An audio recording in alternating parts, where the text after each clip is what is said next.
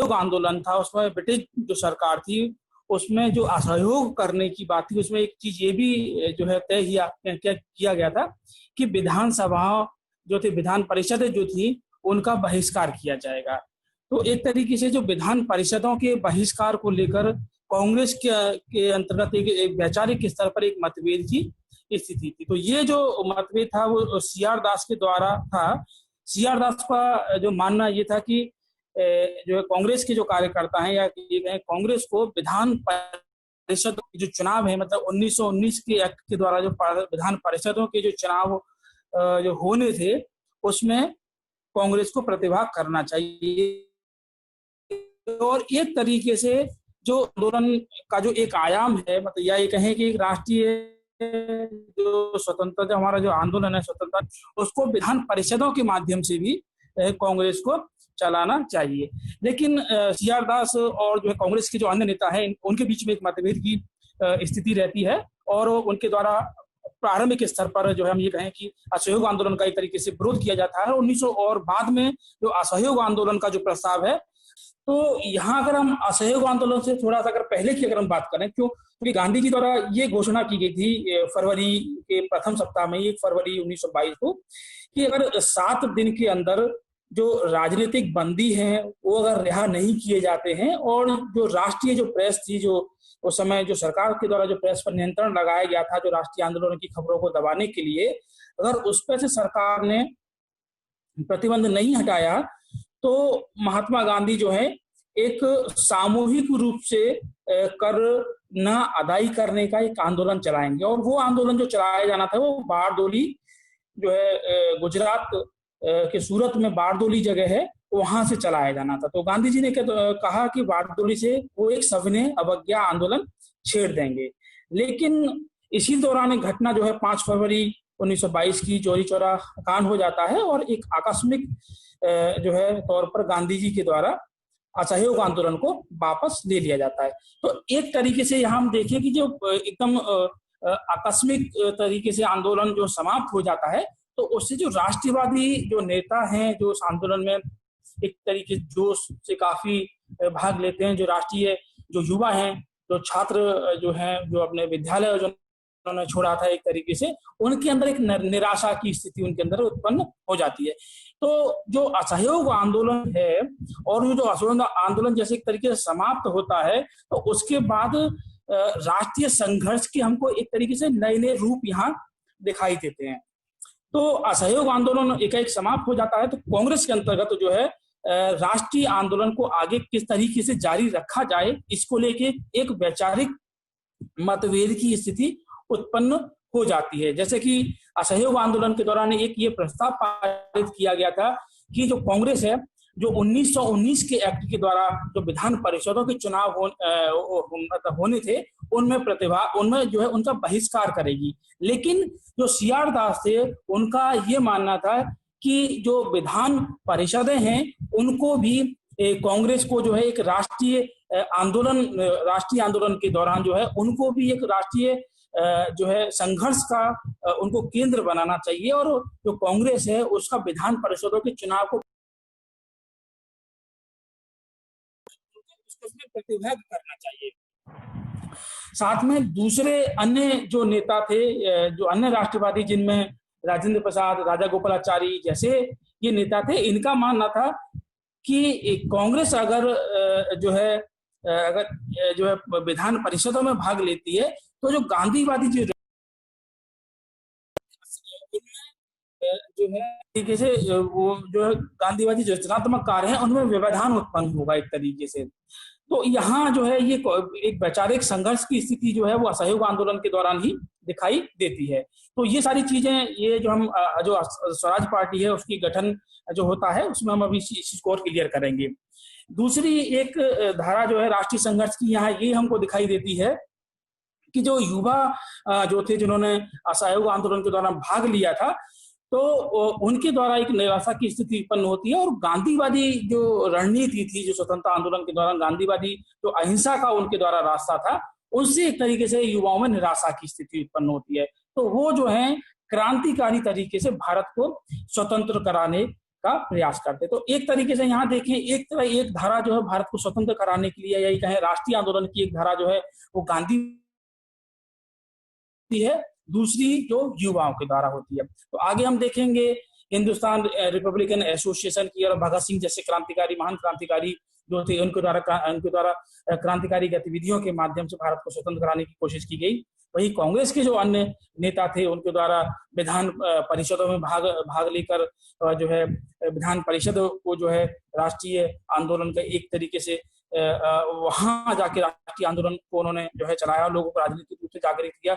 दूसरे ऐसे जो थे उनके द्वारा गांधीवादी रचनात्मक कार्य किए गए और जो है जनता को राजनीतिक रूप से जागृत किया गया। दूसरा हमने बताया कि गांधी जी के द्वारा चूंकि बारडोली में से असहयोग जो है सविनय अवज्ञा आंदोलन की शुरुआत करने की बात कही गई, तो 1922 से ही जो बारडोली जो जगह थी, बारडोली जो क्षेत्र था, वो एक तरीके से वहां पर कांग्रेस जो कार्यकर्ता थे उनके द्वारा राजनीतिक रूप से वहां जाके कार्य करना शुरू कर दिया था और लोगों को राजनीतिक रूप से जागरूक करना और राष्ट्रीय आंदोलन में जोड़ने का काम शुरू कर दिया था। तो जितने भी मैंने ये 3 या 4 पॉइंट आपको भी बताए हैं, ये एक एक करके सारी चीजें मैं आगे भी आपको समझाऊंगा और हर चीज जो है एक पृष्ठभूमि जो है वो असहयोग आंदोलन के समाप्त होने के बाद से ही जो है वो उसकी पृष्ठभूमि का निर्माण हो जाता है।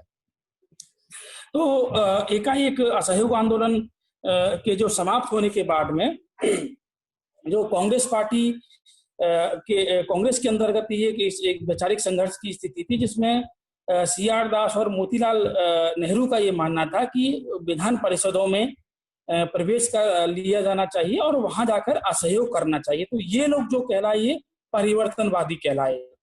दूसरे ऐसे लोग जो थे जिसमें राजेंद्र प्रसाद थे, राजा गोपालाचारी, वल्लभ भाई पटेल, डॉक्टर अंसारी जैसे नेताओं ने माना कि जो विधान परिषदें हैं उनमें प्रवेश की नीति का उनको द्वारा विरोध किया गया और इन लोगों को अपरिवर्तनवादी कहा गया। तो पहले हम ये समझेंगे कि जो CR दास और मोतीलाल नेहरू का जो विधान परिषद जो थी उनमें वो भाग लेने का के लिए क्यों कह रहे थे, वो उनका क्या मानना था। तो CR दास का ये मानना था कि क्योंकि विधान परिषदें जो है उनका स्वरूप था वो औपनिवेशिक उनका स्वरूप था, तो कांग्रेस को विधान परिषदों को एक नए जो है राष्ट्रीय संघर्ष के नए क्षेत्र के तौर पर उनको देखा जाना चाहिए। दूसरा कि यदि अगर कांग्रेस जो है विधान परिषदों के चुनाव में भाग नहीं लेती है तो विधान परिषदों में ऐसे लोग चुन के आ जाएंगे जो राजनीतिक सत्ता के लालची होंगे और वो जो है जो ब्रिटिश सरकार है उसके साथ सहयोग करेंगे और ऐसे विधेयकों को और ऐसे कानून बनाने में जो है सरकार का सहयोग करेंगे जो भारतीय जनता है उसके लिए जो है अलाभकारी होंगे। तो उनका मानना था कि विधान परिषदों को भी एक तरीके से राष्ट्रीय संघर्ष के तौर पर वहां प्रवेश करना चाहिए। दूसरा जो परिवर्तनवादी थे उनका मानना था कि यदि जो है कांग्रेस के नेता जो है विधान परिषदों में अगर भाग लेते हैं तो उससे क्या होगा कि जनता जो ये लोग जो हैं एक तरीके से जनता से कट जाएंगे, जनता से ये लोग जो हैं जनता के बीच में इनका प्रभाव जो है कम हो जाएगा और धीरे धीरे जो लोग जो वहां विधान परिषद में भाग लेंगे तो कहीं ऐसा ना हो कि ये जो अभी तक ये बात कह रहे हैं कि हम जाके वहां असहयोग करेंगे और ये सरकार के साथ ही सहयोग करने लग जाएं। तो जनता के बीच में जो राजनीतिक गतिविधियां हैं, जो राजनीतिक चेतना का कार्य है और लोगों को जो राष्ट्रीयवादी जो आंदोलन से जोड़ने का कार्य है उससे बाधा उत्पन्न होगी। तो इनका मानना था कि जो गांधीवादी रचनात्मक कार्य है जैसे कि चरखा काटना, क्योंकि अगर हम देखेंगे राष्ट्रीय आंदोलन में चरखा जो है चराना और सूत काटना जो है एक राष्ट्रीय एक पहचान बन गई थी। लोगों खादी पहनते थे, गांधी टोपी लगाते, तो एक वो राष्ट्रीय प्रतीक बन गया था। तो इनका मानना था कि हमको अधिक से अधिक लोगों को चरखे के माध्यम से जो है राष्ट्रीय आंदोलन से जोड़ना है। दूसरा, समाज के ऐसे लोग जो अभी तक समाज की मुख्य धारा में ही नहीं जुड़े हैं, मतलब जनजातीय लोग, अभी तक भारत में देखा जाए छुआछूत की समस्या बहुत अधिक थी, तो ऐसे लोग जो है जिनको किसी भी तरह का सामाजिक अधिकार नहीं है, जो समाज में अभी तक बिल्कुल अछूत है, एक तरीके से जो राष्ट्रीय आंदोलन से नहीं जुड़े हैं, छुआछूत की जो समस्या है उसको दूर कर उन लोगों को भी राष्ट्रीय आंदोलन से जोड़ा जाए। दूसरा, इनका ये मानना था कि जो अभी तक जनजातियां जो भारत में जो जो बिखरी पड़ी हैं जनजातीय लोगों को भी एक तरीके से उनके मतलब जनजातीय जो इलाके हैं उनमें भी जाकर सामाजिक सुधार के कार्यक्रम किए जाएं और जनजातीय लोगों को भी राष्ट्रीय आंदोलन के साथ में जोड़ा जाए। साथ में ही इन लोगों का माध्यम तो समाज सुधार के जो अन्य कार्य होते हैं, जैसे शराबबंदी को लागू करना और महिलाओं की स्थिति में सुधार के लिए कार्य जो है विद्यालय खोलना या ऐसे ही अन्य जितने भी कार्य हो सकते थे गांधीवादी तरीके से, उन कार्यों को करना और अधिक से अधिक लोगों को राष्ट्रीय आंदोलन के माध्यम से जोड़ा। तो इसी मुद्दों को लेकर कांग्रेस के अंदर एक जो है संघर्ष की स्थिति थी। अगर हम यहाँ पर गांधी जी का मत देखें तो गांधी जी जो है वो विधान परिषदों में प्रतिभा को लेकर, वहां भाग लेने को लेकर उनके अंदर एक नकारात्मक भाव था। मतलब गांधी जी का भी ये मत था कि कांग्रेस के लोगों को वहां भाग नहीं लेना चाहिए, क्योंकि एक यहाँ संघर्ष की स्थिति उत्पन्न हो गई थी और राष्ट्रवादी नेता जो थे वो इस चीज को पहले वो लोग जान चुके थे। क्योंकि 1907 में अगर देखें सूरत में कांग्रेस हो चुका था, तो सभी राष्ट्रवादी जो नेता थे वो नहीं चाहते थे कि कांग्रेस के अंदर एक विभाजन हो और जो है कांग्रेस जो है कमजोर पड़े। तो दिसंबर 1922 में कांग्रेस का गया अधिवेशन होता है, जिसमें जो है विधान परिषदों में प्रवेश को ना लेने का प्रस्ताव पारित होता है और इसके परिणाम स्वरूप जो सीआर दास होते हैं वो कांग्रेस के जो अध्यक्ष पद होता है उसे त्याग दे देते। तो यहाँ पे हम देखते हैं कि दिसंबर 1922 का जो गया अधिवेशन हुआ था, वहां पर जो सीआर दास थे वो कांग्रेस के अध्यक्ष थे और वो जो है विधान परिषदों में प्रवेश न लेने के खिलाफ जो प्रस्ताव पारित हुआ वो से नाराज हो गए और उनके द्वारा त्यागपत्र दे दिया गया। तो 1 जनवरी 1922 में सीआर दास ने इलाहाबाद में अपने जो समर्थक थे उनका एक सम्मेलन आया और वहां पर एक पार्टी कांग्रेस खिलाफत स्वराज के गठन उनके द्वारा किया गया। तो यही पार्टी जो है बाद में स्वराज पार्टी के नाम से जानी गई। साथ में क्योंकि ये स्वराज पार्टी के साथ में इन्होंने ये घोषणा की, जो स्वराज पार्टी का जो सीआर दास और मोतीलाल नेहरू के द्वारा जो गठन किया गया है, ये पार्टी कोई अलग एक कांग्रेस से अलग पार्टी नहीं थी। ये पहली बात तो ये कि कांग्रेस से अलग पार्टी नहीं थी, ये कांग्रेस के अंदर ही जो है एक तरीके से लोगों ने अपनी एक पार्टी बना ली थी और उन्होंने गांधीवादी जो रणनीति और गांधी जी क्या जो तरीके से गांधीवादी जो तरीके थे स्वतंत्रता आंदोलन के लिए, उनमें पूरी तरीके से आस्था व्यक्त की। तो यहाँ हम देखें जो स्वराज पार्टी थी उसके अध्यक्ष जो थे वो सीआर दास थे और जो महासचिव थे वो उसके मोतीलाल नेहरू थे। तो केंद्रीय विधानमंडल में जो स्वराज पार्टी थी उसके नेता मोतीलाल नेहरू थे और बंगाल विधानमंडल में इसके नेता सीआर दास थे। तो स्वराज पार्टी 1923 में चुनाव होते हैं, विधान परिषदों के 1923 में चुनाव होते हैं, लेकिन उससे पहले 1923 में एक दिल्ली में कांग्रेस का एक विशेष अधिवेशन बुलाया जाता है मौलाना अबुल कलाम आजाद की अध्यक्षता में।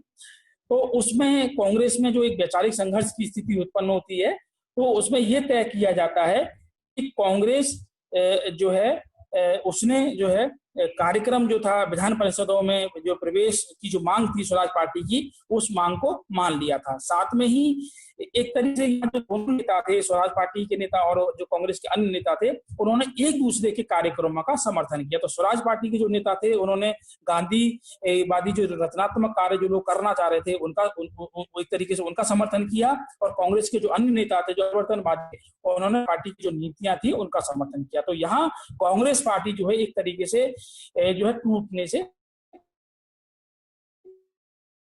1924 में गांधी जी को गिरफ्तार कर लिया गया था। तो गांधी जी को भी खराब स्वास्थ्य के कारण 1924 में जेल से रिहा कर दिया गया और गांधी जी के द्वारा भी जो स्वराज पार्टी थी, अभी तक जो स्वराज पार्टी की विधान परिषदों में लेकर एक तरीके से वो सहमत नहीं थे, लेकिन बाद में उनके द्वारा भी स्वराज पार्टी की जो रणनीति थी एक तरीके से विधान परिषदों में भाग लेने की, उस पर उनके द्वारा अपनी सहमति व्यक्त की। तो यहाँ हम देखेंगे कि नवंबर 1923 में जो है चुनाव होते हैं, विधान परिषदों के चुनाव होते हैं, तो वहाँ जो स्वराज पार्टी होती है एक तरीके से उसको काफी सफलता मिलती है और केंद्रीय विधान परिषद की हम बात करें तो वहां पर जो स्वराज पार्टी थी उसको 101 जो निर्वाचित सीटें थी उनमें से 42 सीटें उसको प्राप्त होती हैं। मध्य प्रांत, जिसको अगर हम बात करें वर्तमान में मध्य प्रदेश का जो जो क्षेत्र है मध्य प्रांत, उसको बोला जाता था, तो वहां पर स्वराज पार्टी को स्पष्ट रूप से बहुमत मिला। बंगाल और बंबई में भी जो है ये पार्टी स्वराज पार्टी थी सबसे बड़े दल के रूप में उभरी।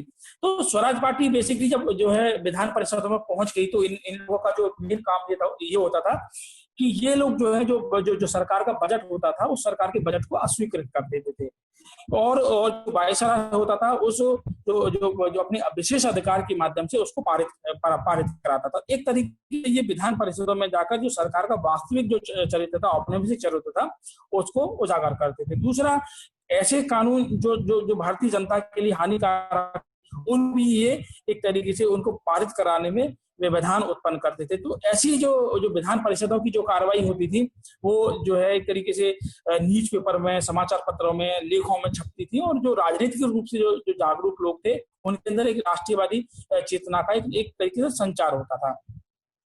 स्वराज पार्टी ने सबसे पहले ही गोलमेज सम्मेलन बुलाने की इनके द्वारा मांग की गई थी। जैसे कि हम देखेंगे 3 गोलमेज सम्मेलन बुलाए गए 1930-31 के दौरान जो बुलाए गए थे। तो स्वराज पार्टी ने ही सबसे पहले ये कहा था कि भारतीय जो समस्याएं हैं उन पर विचार करने के लिए जो गोलमेज सम्मेलन बुलाया जाए।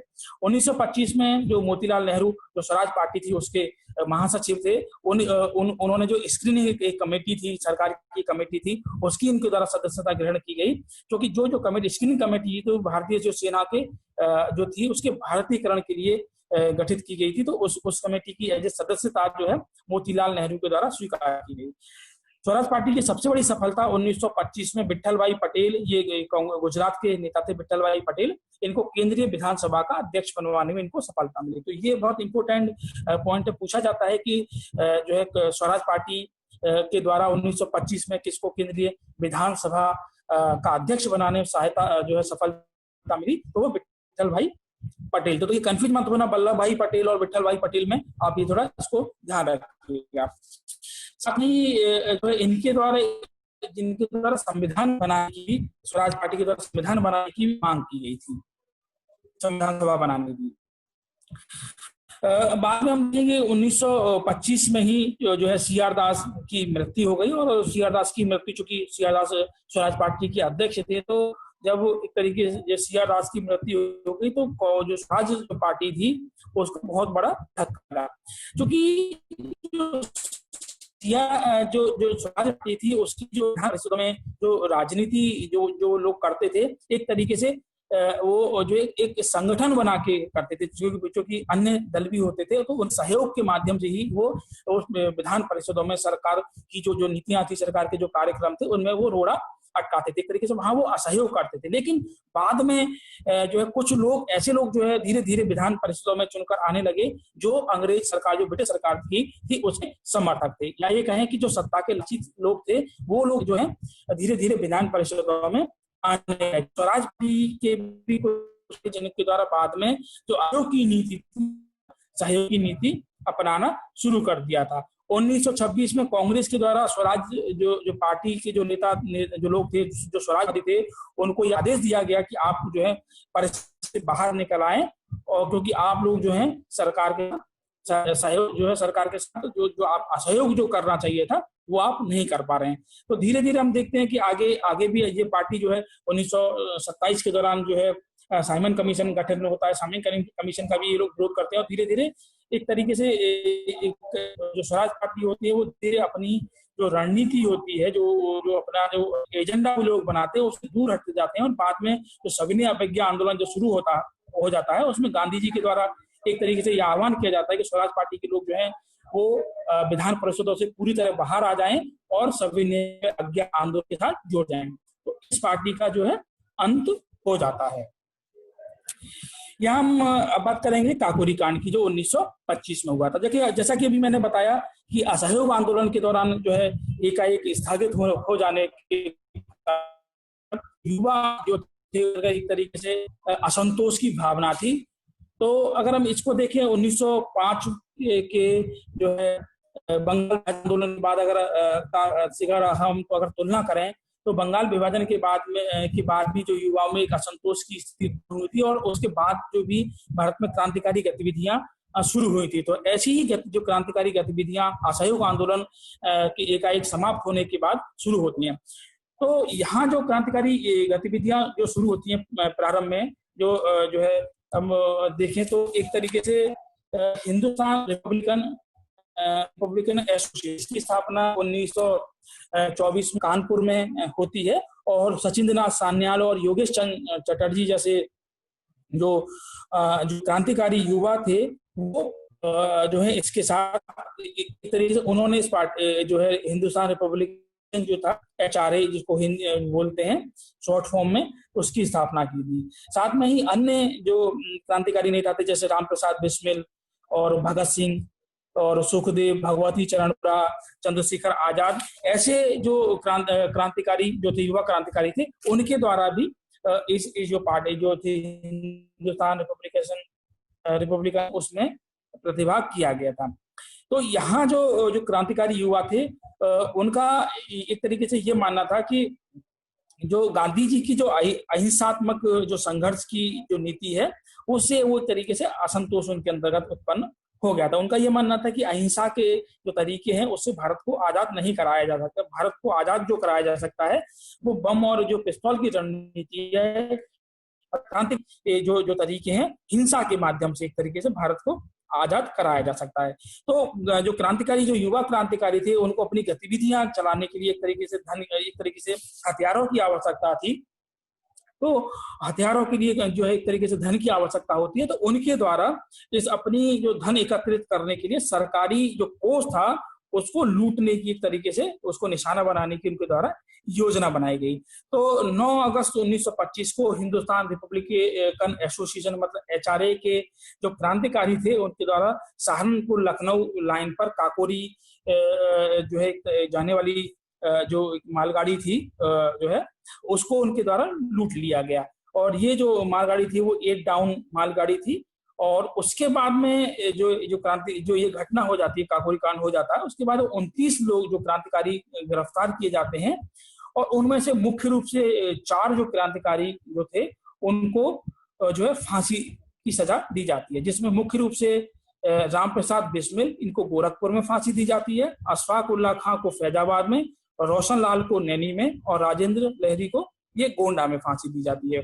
तो ये कभी कभी ये एग्जाम्स में ये पूछा जाता है कि किस क्रांतिकारी को किस जेल में फांसी दी गई थी।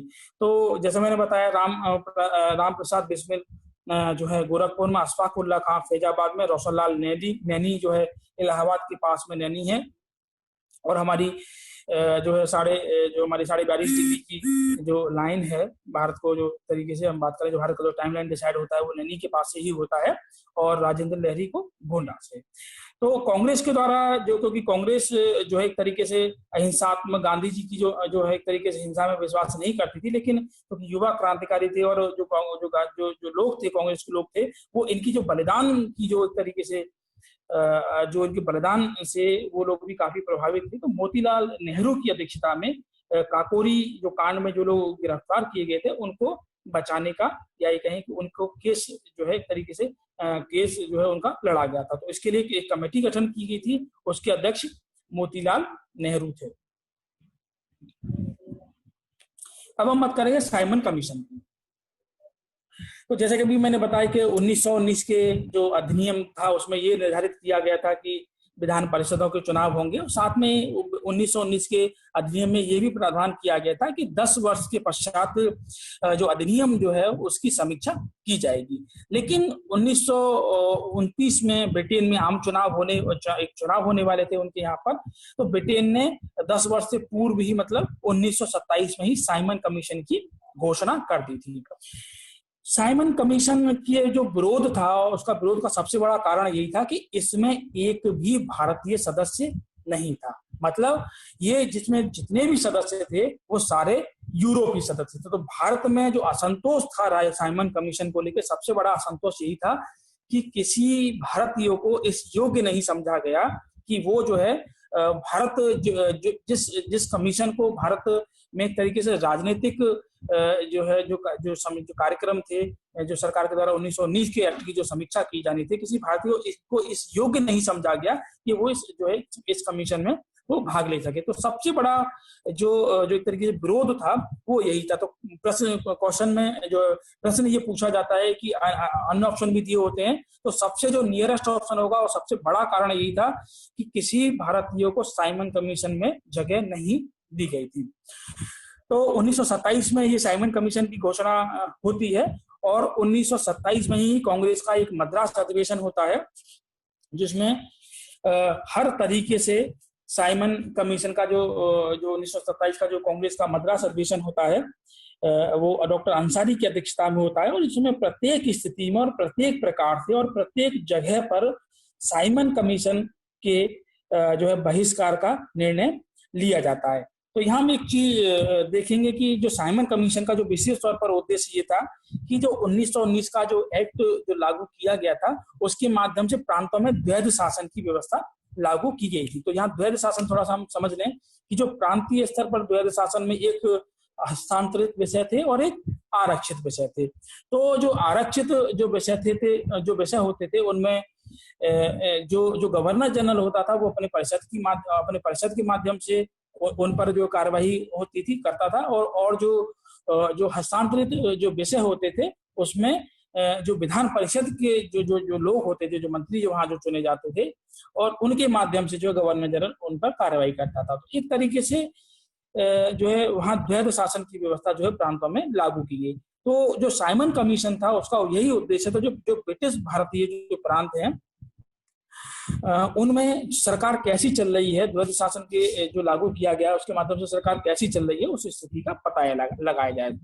साथ में जो अन्य जो संस्थाएं प्रतिनिधि जो संस्था हैं वो कहाँ तक सही कार्य कर रही हैं, शिक्षा के क्षेत्र में कहाँ तक जो प्रगति हुई है। हमने देखिए, आपने शिक्षा व्यवस्था में पढ़ा होगा, सरकार ने समय समय पर आयोग गठन किए गए थे और उनके द्वारा, जैसे हम बात करें जो है 1935 से ही बात करें, मैकाले के दौरान जो है शिक्षा में जितने भी सुधार किए गए थे, चाहे हंटर कमेटी की बात करें या सेंट्रल आयोग की हम बात करें, भारतीय विश्वविद्यालय अधिनियम की बात करें, तो इनका क्या, ये जितने भी आयोग जो गठन किए जाते थे वो समय समय पर समीक्षा करते थे कि भारत में जो है शिक्षा की स्थिति क्या है। तो ऐसे ही साइमन कमीशन का भी यही उद्देश्य था कि भारत में जो शिक्षा की प्रगति हुई है वो कहाँ तक हुई है। साथ में जो शासन भारत में जो चलाया जा रहा था उसमें भारतीय लोगों को कितना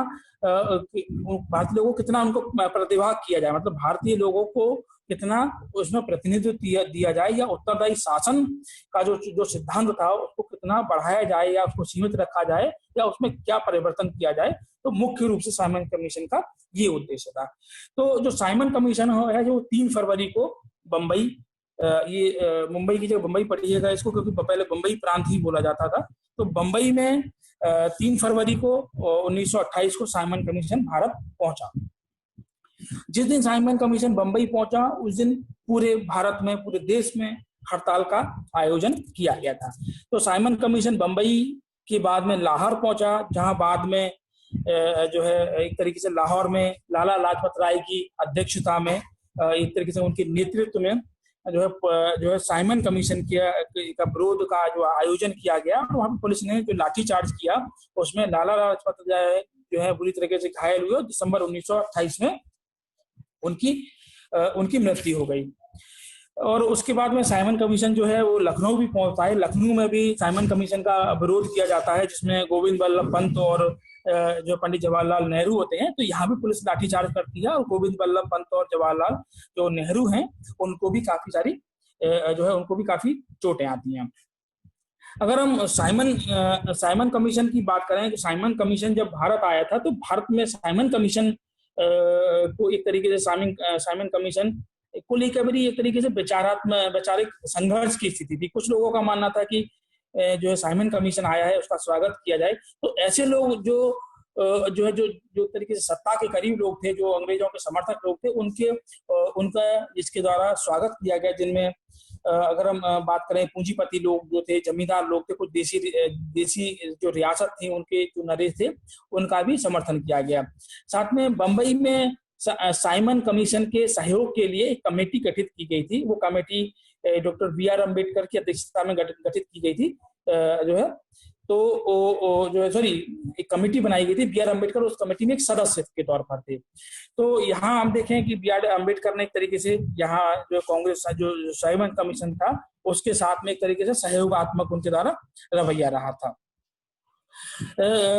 अगर हम देखें मुस्लिम लीग का यहाँ क्या रवैया था, तो मुस्लिम लीग के अंतर्गत भी साइमन कमीशन के विरोध को लेकर एक फूट की स्थिति थी। कुछ लोगों का मानना था कि एक साइमन कमीशन का विरोध किया जाए, लेकिन कुछ लोगों का मानना था कि साइमन कमीशन का बहिष्कार किया जाए। तो जो मोहम्मद अली जिन्ना थे वो जो है साइमन कमीशन का उनके द्वारा बहिष्कार किया गया। तो अब हम यह देखेंगे कि साइमन कमीशन की रिपोर्ट क्या क्या थी। साइमन कमीशन भारत में 2 बार आया, 1928 में आया और 1929 में आया। साइमन कमीशन ने 1930 में अपनी रिपोर्ट दी और रिपोर्ट में उनके द्वारा क्या कहा गया। तो पहला इन्होंने यही कहा कि प्रांतों में जो द्वैध शासन की व्यवस्था जो रखी गई है, जो व्यवस्था की गई है, उसको समाप्त किया जाए। प्रांतों में द्वैध शासन व्यवस्था को समाप्त कर उत्तरदायी शासन की स्थापना की जाए। भारत के लिए एक संघीय संविधान होना चाहिए। तो भारत के लिए एक संविधान की मांग जो है वो साइमन कमीशन ने रखी। तीसरा इन्होंने कहा कि केंद्र में भारतीयों को कोई भी उत्तरदायित्व प्रदान ना किया जाए। इनका इस साइमन कमीशन का ये मानना था कि भारतीय जो हैं अभी इस योग्य नहीं हुए हैं कि वो किसी भी तरह का जो है केंद्रीय स्तर पर जो है शासन संभाल लें। तो इनका ये मानना था। तो साइमन कमीशन ने कहा कि केंद्र में भारत को कोई भी उत्तरदायित्व प्रदान ना किया जाए। साथ में जो उच्च न्यायालय था उसको भारत सरकार के नियंत्रण में रखा जाए। साथ में इन्होंने कहा कि जो प्रांतीय विधानमंडल है उनमें सदस्यों की संख्या बढ़ाई जाए। तो यहाँ सदस्यों की संख्या बढ़ाने का मतलब था भारतीय जो सदस्य थे उनकी संख्या बढ़ाई जाए, जिससे अधिक से अधिक लोग जो है विधानमंडल में पहुंचे और जो राजनीतिक जो गतिविधियां हैं उनमें प्रतिभाग करें। दूसरा साथ में इन्होंने ये भी कहा कि जो वायसराय है और जो गवर्नर, जो प्रांतों की गवर्नर है, वो अल्पसंख्यकों के हितों के प्रति एक तरीके से विशेष ध्यान दें। साथ में ही एकाध सिफारिश और उनके द्वारा की गई थी, वो मैं अलग से आपको बता देता हूँ। उन्होंने ये कहा कि ये जो बर्मा, चूंकि अगर हम इतिहास में पढ़े, आंग्ल बर्मा युद्ध हुए हैं और उसके बाद में जो ब्रिटिश सरकार थी उसके द्वारा बर्मा पर नियंत्रण स्थापित कर लिया गया। तो साइमन कमीशन ने यह भी कहा कि बर्मा को भारत से अलग कर दिया जाए और उड़ीसा और जो सिंध था उन प्रांतों को भी एक अलग प्रदेश का दर्जा दिया जाए। साथ में इन्होंने ये भी कहा कि भारत में अभी जो मतदान का जो है एक तरीके से मतदान जो लोग मतदान करते हैं और मतदान करने का भी एक तरीके से एक सीमा होती है, जो उन्होंने सीमा लगाई थी कि आयकर जो सरकार को कितना आय जो है इनकम टैक्स देंगे, या कौन कितनी जमीन का मालिक होगा, या किसी व्यक्ति को सरकार के द्वारा कौन सी पदवी दी गई है, तो ऐसे लोग ही मतदान कर सकते थे। तो इनका साइमन कमीशन का मानना था कि अभी तक जो मतदान जो है देने जो विस्तार है वो 2 से 3% है, उसको बढ़ा के 10 से 15% कर दिया जाए। तो एक तरीके से साइमन कमीशन की ये मुख्य रिपोर्टें द्वारा दी गई। और बाद में 1935 का भारतीय जो शासन अधिनियम जो आया था, 1935 का अधिनियम आया था, उसमें साइमन कमीशन की और साथ में जो गोलमेज जो सम्मेलन हुए थे, पहला तृतीय जो गोलमेज सम्मेलन हुए थे, उनमें जो विचार विमर्श किया गया, उसके बाद 1935 का अधिनियम जो है बना था। अब हम बात करेंगे नेहरू रिपोर्ट को। तो जो साइमन कमीशन जब भारत आया था तो कांग्रेस के द्वारा साइमन कमीशन के बहिष्कार का निर्णय लिया गया। साइमन कमीशन का बहिष्कार जो है कांग्रेस की 1927 के जो मद्रास अधिवेशन उसमें किया गया था। तो 1927 में ही भारत जो सचिव थे लॉर्ड ब्रेकनहेड, इन्होंने भारतीय जो लोग थे, कांग्रेस जो थी, उसके समक्ष ये चुनौती रखी कि कांग्रेस जो है एक ऐसे संविधान का निर्माण करे जिस पर सभी दलों की सहमति हो। कांग्रेस ऐसे संविधान का निर्माण करे जिस पर सभी दलों की सहमति हो और उसको ब्रिटिश संसद के समक्ष पेश करे। तो कांग्रेस ने इस चुनौती को स्वीकार किया और फरवरी 1928 में दिल्ली में एक सर्वदलीय बैठक बुलाई गई। सर्वदलीय बैठक मतलब जो अन्य दल थे, चाहे वो मुस्लिम लीग थी या जो है अकाली, उस समय जो है सिखों की अपना अलग थे, सिख लोगों को भी बुलाया गया, एंग्लो इंडियन लोगों को भी बुलाया गया था और उदारवादी जो थे उन लोगों को भी बुलाया गया। तो एक तरीके से एक जो सर्वदलीय सम्मेलन यहाँ बुलाया गया और बाद में इसमें ये तय किया गया और एक एक कमेटी जो है दोबारा 1928 में बुलाई गई थी, तो फरवरी 1928 में बुलाई गई। मई 1928 में दोबारा एक बंबई में जो है बैठक बुलाई गई, और उसी में जो है संविधान के प्रारूप को तैयार करने के लिए 9 व्यक्तियों की एक कमेटी नियुक्त की गई थी। तो इस कमेटी के जो अध्यक्ष थे वो मोतीलाल नेहरू थे। तो मोतीलाल नेहरू जो कि इस कमेटी के अध्यक्ष थे, इसलिए इस जो कमेटी जो रिपोर्ट को नेहरू रिपोर्ट कहा गया। तो ये जो 9 सदस्य थी, इसमें ये ध्यान रखा गया कि अधिकांश जो जो जो, जो दलीय जो दल थे उनका प्रतिनिधित्व तो मिल जाए। जैसे मुस्लिम, अगर हम मुस्लिमों की बात करें तो अली इमाम और शुएब कुरैशी को शामिल किया गया। अगर हिंदू महासभा की अगर हम बात करें, उनमें एम.आर. जयकर और एम.एस. अड़े जैसे नेता थे, उनको रखा गया। सिखों का प्रतिनिधित्व करने के लिए मंगल सिंह को रखा गया। कांग्रेस की तरफ से इसमें सुभाष चंद्र बोस सम्मिलित थे, और लिबरल की बात करें तेज बहादुर सप्रू, और लेबर पार्टी की तरफ से देखें तो एम.एन. जोशी जैसे नेता इसमें। हाँ जी सर, ये लोग साइमन कमीशन का विरोध कर रहे थे। मैंने भी बताया ना कि साइमन जे मतलब जिस कमीशन को में जो राजनीतिक प्रगति हुई है और निर्धारण करना है, और उस कमीशन में भारत का एक ही प्रतिनिधित्व नहीं है। अगर ये कहें कि जिसको भारत, जैसे मैंने बताया कि कांग्रेस की तरफ से सुभाष चंद्र बोस थे कमेटी में, और मुस्लिम लीग की तरफ से अली इमाम, शुएब कुरैशी जैसे नेता थे, और लिबरल तेज बहादुर सप्रू थे, हिंदू महासभा के एम.आर. जयकर जैसे नेता इसमें शामिल थे। तो एक संविधान बनाया गया जिसमें मोटी मोटी चीजें भी मैं जिक्र करूंगा क्या क्या चीजें थी। तो एक तरीके से सर्वदलीय सहमति बनाने का प्रयास इसमें किया गया था। तो विशेष तौर पर जो नेहरू रिपोर्ट में ये बातें रखी गई कि भारत को डोमिनियन स्टेटस का दर्जा दिया जाए, मतलब भारत को अधिराज्य, हिंदी में अगर हम बोलेंगे तो अधिराज्य का दर्जा दिया जाए। दूसरा, भाषा के आधार पर प्रांतों का गठन और प्रांतों को स्वायत्त शासन दिया जाए। जैसे कि साइमन कमीशन ने बाद में 1930 में अपनी बातें रखी थी, ये नेहरू रिपोर्ट जो थी 1928 में नेहरू रिपोर्ट में ये बातें कह दी गई कि जो प्रांतों में द्वैध शासन है उसको समाप्त किया जाए और प्रांतों में स्वायत्त शासन की स्थापना की जाए। साथ में इनका ये मानना था कि भाषा के आधार पर भी प्रांतों का गठन किया जाए। अगर भाषा के आधार पर प्रांतों के गठन की हम बात करें, जैसे मैंने आपको बताया था, असहयोग आंदोलन के दौरान कांग्रेस का जो संगठनात्मक जो ढांचा था उसमें परिवर्तन किया गया था, और भाषा के आधार पर प्रांतों के गठन की बात कांग्रेस ने जो है 8 साल पहले कही थी। मांग को कांग्रेस ने, या एक तरीके जो सर्वदलीय जो सम्मेलन बुलाया गया था उस मांग को जो है दोबारा यहाँ दोहराया गया। तो एक तरीके से अगर हम देखें, स्वतंत्रता के बाद भारत में जो भाषा के आधार पर प्रांतों की जो मांग थी वो एक तरीके से जोड़ पकड़ने लगती है। और 1953 में जो है आंध्र प्रदेश जो पहला भाषा के आधार पर जो राज्य गठित होता है, तो हम देखते हैं कि भाषा के आधार पर जो राज्यों के गठन की जो मांग का जो बीज जो था वो 1920 के दशक में ही निहित हो जाता है। दूसरा, जो नेहरू रिपोर्ट में ये कहा गया कि जो सारी शक्तियां हैं वो केंद्रीय विधानमंडल के प्रति उत्तरदायी भारत सरकार के हाथ में रखी जाएं। तो इनका ये मानना था कि जो केंद्रीय स्तर पर जो शासन चलाया जाता था वो गवर्नर जनरल के द्वारा जो चलाया जाता था। लेकिन अगर हम वर्तमान की बात करें, जैसे भारत में जो भी सरकार होती है वो जो है संसद के प्रति जो है एक तरीके से लोकसभा के प्रति उत्तरदायी होती है। तो ऐसे ही इनका मानना था कि जो केंद्रीय जो विधानमंडल हो, जो सरकार जो होगी वो केंद्रीय विधानमंडल के प्रति उत्तरदायी हो।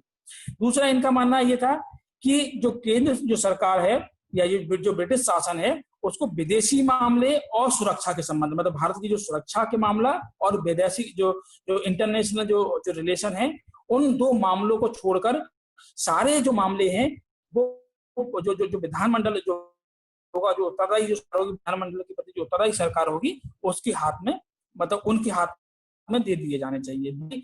नागरिकों को भाषण देने, समाचार पत्र निकालने, सभाएं करने, संगठन बनाने की स्वतंत्रता दी जाए। तो हम यहाँ देखेंगे एक तरीके से जो हमारे संविधान में कुछ जो चीजें दी गई हैं एक तरीके से वो यहीं से हम लोगों को दिखाई देने लगती हैं। तो जो नेहरू रिपोर्ट में अगर हम आर्टिकल 19 की बात करें तो वहाँ वाक एवं जो अभिव्यक्ति की स्वतंत्रता दी गई है, संघ एवं संगठन बनाने की स्वतंत्रता जो हमको दी गई है वो यहीं से हम लोगों को दिखाई देने लगती है। दूसरा, सांप्रदायिक आधार पर प्रतिनिधित्व का इन लोगों के द्वारा विरोध किया गया। दूसरा, सभी वयस्कों को मताधिकार दिया जाए। तो अभी तक भारत में जो मताधिकार जो दिया जा रहा था वो सभी लोगों को, वयस्क मताधिकार नहीं था। जो है वो या तो इनकम टैक्स जो लोग देते थे सरकार को, जो आय कर देते तो उसके आधार पर था, या तो कुछ जो देशी रियासत जो थे उनको दे रखे थे। तो एक तरीके से सभी जो वयस्क मताधिकार उस समय भारत में नहीं था, तो उन्होंने कहा कि सभी जो वयस्क हैं वो वयस्क मतदार है, सभी को मतदान देने का अधिकार दिया जाए। सांप्रदायिक प्रतिनिधित्व का इनके द्वारा विरोध किया गया। अगर हम बात करें 1919 का जो मोर्ले मिंटो जो सुधार था, उसमें जो मुस्लिम लोग थे, जो अल्पसंख्यक लोग थे, मुस्लिम जो मुसलमान, विशेषकर मुसलमानों को जो है सांप्रदायिक आधार पर उनको प्रतिनिधि जो है उनको विधान परिषदों में उनको प्रतिनिधित्व दिया गया था। तो जो सांप्रदायिक जो आधार पर जो प्रतिनिधित्व की व्यवस्था थी, उसमें अगर कोई सीट पर अगर कोई व्यक्ति खड़ा होता था, अगर हम बात करें जो सांप्रदायिक प्रतिनिधित्व के अंतर्गत दो चीजें थी, तो उस जो सीट थी वो एक तरीके से मुसलमानों के लिए ही रिजर्व थी। उस सीट पर सिर्फ मुसलमान ही खड़ा हो सकता था, और मुसलमान लोग जो थे, सिर्फ मुसलमान ही, उस जो व्यक्ति जो मुसलमान खड़ा होता था उसको सिर्फ मुसलमान ही वोट दे सकता था। तो ऐसी व्यवस्था जो सांप्रदायिक प्रतिनिधित्व के माध्यम से जो भारत में एक तरीके से जो सांप्रदायिक जो सौहार्द बना हुआ था, जो भारत में जो राष्ट्रीय आंदोलन जो है लोग जो धीरे धीरे जो अन्य जो लोग जुड़ रहे थे, अन्य धर्म को लेकर जुड़ रहे थे, उन लोगों को जो राष्ट्रीय जो चेतना थी, राष्ट्रीय एकता जो पैदा हो रही थी, उसको तोड़ने का काम किया। तो धीरे धीरे जो सांप्रदायिक प्रतिनिधित्व जो था वो भारतीय राष्ट्रीय आंदोलन को तरीके से कमजोरी के तौर पर रहा, और भारत में धीरे धीरे जो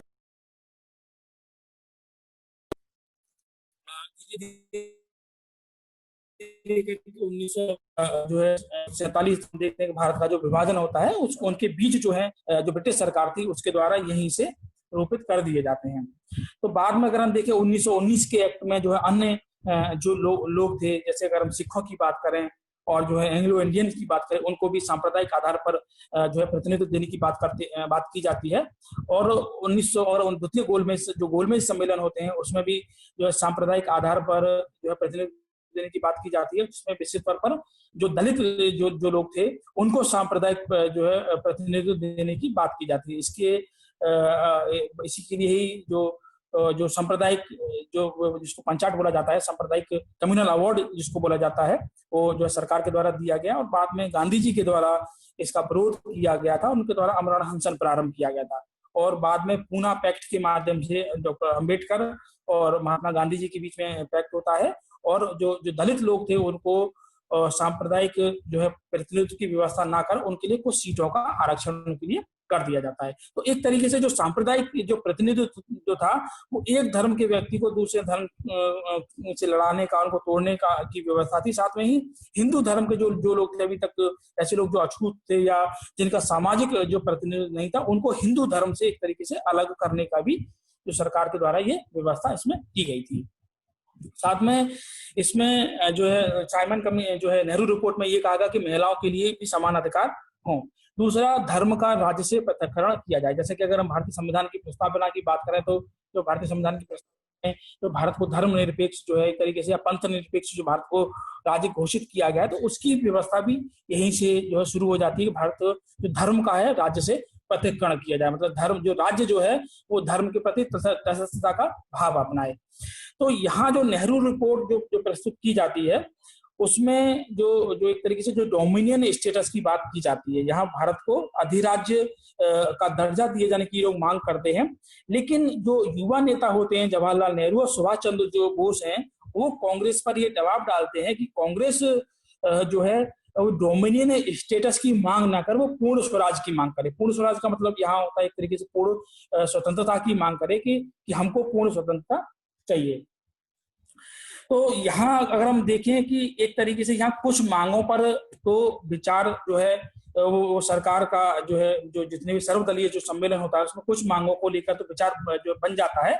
लेकिन ये जो समिति की जो रिपोर्ट है, जवाहरलाल पंडित मोतीलाल नेहरू ने जो रिपोर्ट दी थी, उसमें जो है दिसंबर 1928 में जो है जब कलकत्ता में एक जो सर्वदलीय सम्मेलन था उसकी जो दोबारा उसकी बैठक होती है, उसमें जो है जो सांप्रदायिक ताज जो थी भारतवर्ष में जो फैली हुई थी वो अपना प्रभाव दिखाना शुरू करती है। तो जो सांप्रदायिक लोग थे, जैसे हमने बात करी, मुस्लिम लीग की बात करी, हिंदू महासभा की बात करी, और सिख जो थे वो लोग जो हैं उन्होंने अपने जो प्रतिनिधित्व को लेकर उनके द्वारा जो है आपत्तियां की गई थी। तो विशेष तौर पर जो आपत्तियां की गई थी वो जो मोहम्मद अली जिन्ना के द्वारा की गई थी। उनका ये मानना था कि जो अभी तक जो मुसलमानों को जो सांप्रदायिक आधार पर जो प्रतिनिधित्व जो मिला हुआ है, क्योंकि कांग्रेस जो नेहरू रिपोर्ट में उसका विरोध किया गया था, तो उनका मानना ये था मोहम्मद अली जिन्ना का कि जो केंद्रीय विधानमंडल है उसमें 1/3 जो सीटें हैं वो उसमें 1/3 जो सीटें हैं वो जो मुसलमानों के लिए आरक्षित रखी जाएं। लेकिन कांग्रेस ने जो है इस मांग को स्वीकार नहीं किया। तो ऐसी स्थिति में जो मोहम्मद अली जो जिन्ना थे, जो सांप्रदायिक जो नेता थे, उनकी गुट में शामिल हो जाते हैं और वो अलग से अपनी 14 सूत्रीय मांगे रखते हैं। जैसा कि मैं आपको अभी बताऊंगा 14 सूत्रीय की मांगे क्या क्या थी।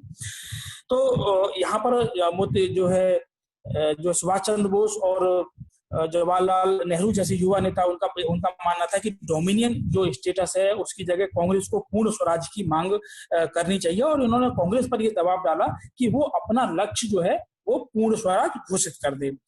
लेकिन गांधी जी और मोतीलाल नेहरू जैसे नेताओं का मानना था कि एक जो नेहरू रिपोर्ट के अंदर जो चीजें सम्मिलित की गई हैं उन पे एक आम सहमति बड़ी मुश्किल से बनी है। डोमिनियन स्टेटस पे एक आम सहमति बनी है, और इसको स्वीकार करने के लिए हमें कम से कम सरकार को 2 साल का जो है समय देना चाहिए। लेकिन नेहरू और जो बोस थे उन्होंने कांग्रेस पर दबाव डाला और इस अवधि को जो कम करके 1 साल कर दिया गया। मतलब 1 साल 1928 में नेहरू रिपोर्ट जारी होती है और उसको 1929 तक सिर्फ 1 साल के लिए वो जो है सिर्फ अनुमति जो एक तरीके से मोहर देने की अनुमति दे देते हैं। तो साथ में यहाँ ये भी कहते हैं नेहरू रिपोर्ट में, ये भी जो है एक तरीके से यहाँ ये भी होता है कि यदि सरकार जो है 1 साल के अंतर्गत जो है डोमिनियन स्टेटस की अगर मांग नहीं करती है तो जो कांग्रेस है अपना लक्ष्य जो है पूर्ण स्वराज घोषित करेगी और इस लक्ष्य की प्राप्ति के लिए सविनय अवज्ञा आंदोलन चलाएगी। तो नेक्स्ट जो टॉपिक होगा, नेक्स्ट जब क्लास में होगी तो सविनय अवज्ञा आंदोलन चलाएगी। तो सविनय अवज्ञा आंदोलन की अगर हम देखें पृष्ठभूमि जो है वो यहीं से तैयार हो जाती है कि साइमन कमीशन आता है। साइमन कमीशन के बाद में जो है नेहरू रिपोर्ट आती है। नेहरू रिपोर्ट की जो मांगे हैं उनको अगर सरकार जो स्वीकार नहीं करेगी तो जो है कांग्रेस जो है अपना लक्ष्य जो पूर्ण स्वराज घोषित करेगी और सविनय अवज्ञा आंदोलन चलाएगी। तो आगे की पृष्ठभूमि जो है वो यहीं से तैयार हो जाती है। अब हम बात करते हैं जिन्ना की 14 सूत्रीय मांगे। क्योंकि जिन्ना की जो विशेष तौर पर मांगे थी कि केंद्रीय जो विधानमंडल था उसमें 1/3 सीटें जो है मुस्लिम जो प्रतिनिधि हैं उनके लिए आरक्षित रखी जाएं, और कांग्रेस ने इस मांग को स्वीकार नहीं किया था। तो जिन्ना ने अपनी 14 सूत्रीय मांगों को प्रस्तुत किया। मार्च 1929 में उनके द्वारा अपनी 14 सूत्रीय मांगे प्रस्तुत की गई। तो विशेष तौर पर जो उनकी मांगे थी वो मुसलमानों को अधिक से अधिक रियायतें देने के लिए थी, और उनके लिए चाहे वो जो है स्थानीय जो संस्थाएं हो, चाहे नगर पालिका हो या विधान परिषद हो, केंद्रीय विधानमंडल हो, सरकारी नौकरियां हो, उनमें अधिक से अधिक प्रतिनिधित्व और उनमें अधिक से अधिक आरक्षण की इनके द्वारा मांग की गई। तो हम अभी 14 सूत्रीय मांगे देखेंगे। इन्होंने कहा कि भारत का जो संविधान हो वो परिसंघात्मक हो और अविशिष्ट शक्तियां प्रांतों में हो। तो इनका मानना था कि केंद्र के स्तर पर केंद्र सरकार हो, राज्य के स्तर पर राज्य सरकारें हो, और जो शक्तियां जो थी अभी तक, क्योंकि अभी तक यहाँ शक्तियां जो एक तरीके से पूरी तरह से परिभाषित नहीं की गई थी। जैसे कि हम भारतीय संविधान में देखते हैं जो शक्तियां केंद्र अनुसूचियां जो हमारे संविधान में दी गई हैं उनके अंतर्गत जो संघ सूची भी है, राज्य सूची भी है और समवर्ती सूची भी है। और साथ में जो इन तीनों सूचियों में कोई विषय नहीं आता है तो वो अवशिष्ट शक्तियों के तौर पर होता है, वो शक्तियां केंद्र सरकार के पास होती हैं। तो अविशिष्ट जो शक्तियां जो यहाँ पर ब्रिटिश शासन काल में अवशिष्ट शक्तियां जो होती हैं वो वायसराय जो होते हैं उनके पास में होती है। तो लेकिन मोहम्मद अली जिन्ना का मानना था कि संविधान जो है वो परिसंघात्मक होना चाहिए और जो अवशिष्ट शक्तियां होनी चाहिए वो प्रांतों में होनी चाहिए। प्रांतों को एक समान स्वायत्तता मिलनी चाहिए। तो इनका मानना था कि जो प्रांत है उनको सभी को स्वायत्तता मिलनी चाहिए। समस्त विधानमंडलों और निर्वाचित निकायों में अल्पसंख्यकों का प्रतिनिधित्व होना चाहिए। क्योंकि अल्पसंख्यक मुसलमानों की ये बात कर रहे हैं विशेष तौर पर, तो उनका मानना था कि जितने भी विधानमंडल है और निर्वाचित निकाय हैं उनमें अल्पसंख्यकों का प्रतिनिधित्व होना चाहिए। और तो सांप्रदायिक समूहों को प्रतिनिधित्व देने के लिए पृथक निर्वाचक मंडल की व्यवस्था जारी रहनी चाहिए। जैसा कि मैंने भी बताया कि सांप्रदायिक आधार पर प्रत्येक निर्वाचन मंडल की मैंने विस्तार पर जो है यहाँ जिक्र किया था मैंने। अगर कोई सीट है और वो उस सीट पर सिर्फ मुसलमान ही खड़ा हो सकता था और जो मतदाता होंगे वो भी सिर्फ मुसलमान ही होंगे, कोई सामान्य अन्य वर्ग का जो है अन्य धर्म का, चाहे वो हिंदू हो या सिख हो या जो है ईसाई हो, वो उनको मत नहीं दे सकता था। सिर्फ मुस्लिम मतदाता, मुस्लिम जो है जो प्रतिनिधि खड़ा होगा और वो मुस्लिम लोग ही उसको वोट देंगे। तो उसका इनके द्वारा एक तरीके से समर्थन किया गया। साथ में इन्होंने कहा कि पंजाब, बंगाल, उत्तरी पश्चिमी सीमांत प्रांत में कोई भी क्षेत्रीय पुनर्वितरण जो है मुस्लिम बहुमत को प्रभावित ना करे। क्योंकि अगर हम बात करें भारत में, अगर बात करें जो मुस्लिम की जो आबादी जो ज्यादा थी वो पंजाब में थी। तो अगर हम पंजाब के विभाजन से पहले की बात करें, एक पंजाब जो है भारत में भी है और एक पंजाब जो है पाकिस्तान में भी है, तो वो तो विभाजन से पहले वो जो संपूर्ण पंजाबी कहलाता था और वहां पर विशेष तौर पर सिख और जो है मुस्लिम लोगों की जनसंख्या ज्यादा थी। ऐसी बंगाल की अगर हम बात करें, विभाजन से पहले जो अभी बांग्लादेश है और जो पश्चिम बंगाल भारत का है वो सब एक ही थे। तो जैसे कि हमने बात करी थी 1905 के बंगाल विभाजन की बात करी, तो बंगाल विभाजन में भी यही था कि कैसे भारतीय जो राष्ट्रवादी जो चेतना का उदय और उसको कैसे तोड़ा जाए, बंगाल का विभाजन जो किया गया था। तो बंगाल में भी जो है जो मुस्लिम जो बहुसंख्यक तौर पर थे, उत्तरी पश्चिमी सीमांत प्रांत जो भारत की जो पाकिस्तान के साथ जो है कश्मीर के साथ में और जो राजस्थान और जो गुजरात के साथ जो सीमा लगती है उस समय उसका उस सीमा से उत्तर जो पाकिस्तान वाला क्षेत्र है वो उत्तरी पश्चिमी सीमांत प्रांत कहलाता था और वहां पर मुस्लिम जनसंख्या थी। तो उनका मानना था कि अगर इन क्षेत्रों में किसी भी प्रकार का क्षेत्रीय पुनर्वितरण किया जाता है तो वो जो है मुसलमानों को प्रभावित ना करे। इनका मानना था साथ में जो सभी धार्मिक जो संप्रदाय हैं उनको स्वतंत्रता मिलनी चाहिए। उत्तरी पश्चिमी सीमांत प्रांत और बलूचिस्तान में संवैधानिक सुधार लाए जाए, क्योंकि अगर बात करें कि ये जो है मुस्लिम बहुल क्षेत्र है तो वहां पर संवैधानिक सुधार लाए जाएं। जो राज्य की जो सेवाएं थी और स्थानीय जो संस्थाएं थी उनमें मुसलमानों के लिए पर्याप्त आरक्षण की व्यवस्था हो। जैसे अगर हम बात करें कि ब्रिटिश काल की बात करें तो वहां पर जो शिक्षा व्यवस्था थी वो भी एक तरीके से दयनीय स्थिति में थी, उद्योग धंधे थे नहीं। तो लोग जो ज्यादातर आश्रित थे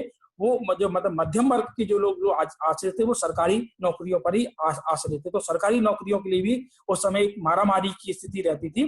तो इनका मानना था कि मुस्लिम जो है एक तरीके से जो है शैक्षणिक स्तर पर कमजोर है तो उनके लिए जो है आरक्षण की व्यवस्था की जाए। साथ में इन्होंने कहा कि जो मुस्लिम संस्कृति है उसको सुरक्षा प्रदान की जाए। जैसे कि जो है साइमन कमीशन ने कहा था कि वायसराय गवर्नर जनरल को जो मुस्लिम जो अल्पसंख्यक हैं उनकी सुरक्षा करनी चाहिए। तो इन्होंने भी ये कहा कि मुस्लिम जो संस्कृति है उसकी सुरक्षा की जाए और केंद्रीय मंत्रिमंडल और प्रांतीय मंत्रिमंडल में मुसलमानों को कम से कम 1/3 का प्रतिनिधित्व हो। जैसे कि जिस मांग को नेहरू रिपोर्ट में नहीं माना गया उस रिपोर्ट को इन्होंने यहाँ पर इस चीज को उन्होंने यहाँ रखा। तो देखा कि जितनी भी जो मांगे हैं इनकी वो मुस्लिम जो समुदाय है उससे संबंधित ही, चाहे वो उनके शैक्षिक स्तर पर हो, चाहे वो सांस्कृतिक स्तर पर हो या विधानमंडल या केंद्रीय जो मंत्रिमंडल उसमें प्रतिनिधित्व हो।